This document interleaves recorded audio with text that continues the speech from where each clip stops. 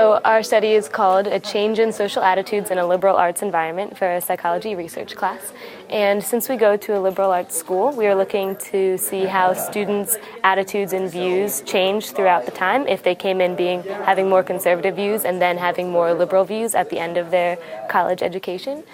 So we did a survey asking Juniata students just their simple views on certain issues such as sexuality, religion, politics, race, and culture, and then their class to see if from the freshman class to the senior class we would see a more trend in liberal attitudes. And while we didn't have too many significant findings, we did find that Juniata as a whole tended to have more